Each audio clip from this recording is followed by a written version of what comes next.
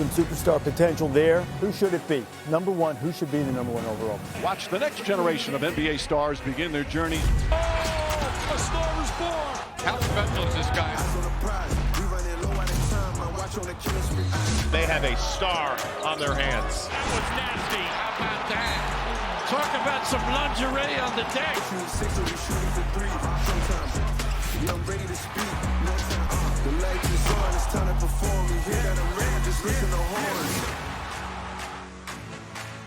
The finals are behind us, but that does not mean things are slowing down at all. We are now just 1 week away from the start of the NBA draft, which of course means the Atlanta Hawks are on the clock. Our draft expert, Jonathan Givony, released his latest mock draft this morning. Zachary Rissache is the first pick to the Atlanta Hawks, followed by Alex Sarr at 2 to the Wizards, and the Spurs taking a pair of point guards at 4 and 8, and Stephon Castle and Robert Dillingham. And look who's here, JG himself. So, JG, NBA fans, they might not be too familiar with Alex Sarr and Zachary Rissache, but everybody knows Bronny James. Your latest mock draft has him going to the Lakers with the 55th pick, and you reported yesterday that Bronny has only worked out with the Suns and the Lakers despite other teams trying to get him into their building. So why exactly is that the case?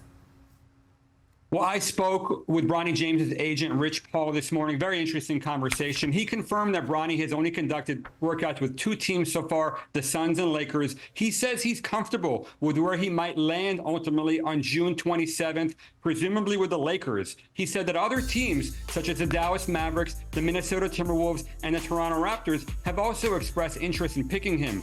Rich Paul wanted to remind us that he's long had a strategy of steering clients to preferable destinations even later in the draft, with the knowledge they will end up getting guaranteed contracts normally reserved for players selected much earlier.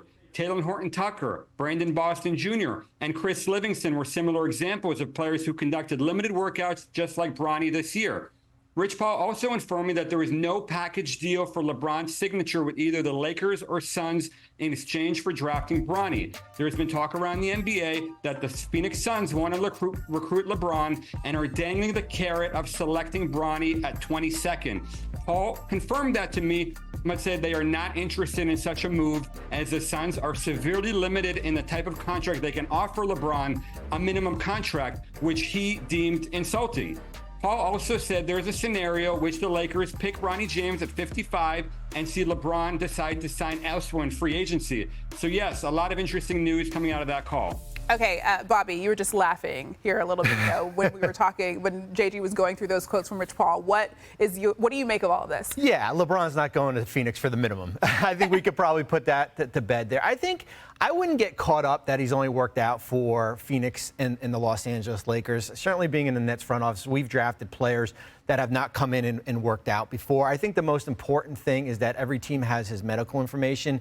He went through interviews in Chicago. There's a good comfort level with him there. I think it's intriguing with Phoenix at 22. 22 is a little bit of a reach to take him. Right. I think where they are with their draft equity, lack of moving forward, is there somewhere where they maybe move into the early part of this, maybe move off 22 into the early part of the 30s and pick up some more draft picks here? So I wouldn't get scared off that he's only worked out for 2 teams. I think certainly if there's a comfort level, if you like him at 31, for example, you take him. And then you just have to kind of deal with the ramifications. As long as you have a really good player development program in place for him, that's the most important thing, that there's a plan in place for Bronny James. Okay, because you mentioned player development, and when you think about the two-way contract, that's the point of a two-way contract, is to try to develop players. We haven't seen Bronny play that much college basketball. That was one of the criticisms with him going into the NBA draft. So do you think that it is realistic for them to say that they don't want to sign him to a two-way contract when he goes into the league? Oh, I think it's really realistic. I think once you get drafted, that kind of changes a little bit. There were 25 players drafted last year.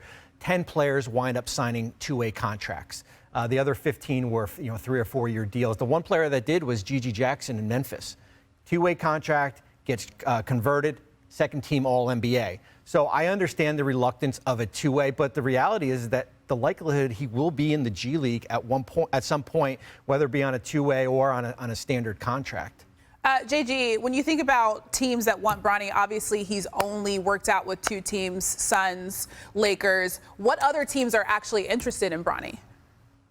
Yeah, so Rich Paul cited 3 teams. He cited the Minnesota Timberwolves, who he immediately dismissed because he says he does not know who their owner is going to be down the road. He cited the Dallas Mavericks, who LeBron James has a close relationship with Nico Harrison, their general manager. Nico Harrison ran Nike basketball for a long time, and so they've known each other since LeBron was 18 years old.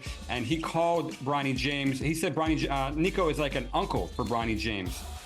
And then he also cited the Toronto Raptors, saying that Masai Ujiri, their president of basketball operations, has long had an affinity for Bronny James. And he said that they have the 31st pick, and it would not be shocking if they decided to take him there even without a workout. Like Bobby Marks just said, not every team needs to see a guy in a workout. And so, maybe people have seen enough of Bronny James. He has a pretty big track record dating back to the Nike EYBL, playing at Sierra Canyon, the Nike Hoop Summit, the McDonald's All-American Games. These are all places that he excelled in. So a team could possibly take him higher than that. I ultimately anticipate him ending up with the Lakers, just because the fit is too strong there. And with them, a guaranteed contract, that's powerful. I agree with what Bobby says about how a two-way could be a development option, but a two-way contract is a non-guaranteed deal. And I don't, that's not a real commitment on the side of a franchise. Giving somebody a multi-year contract, using the second round exception on them, I think that holds a lot more weight. And that's what Rich Paul is ultimately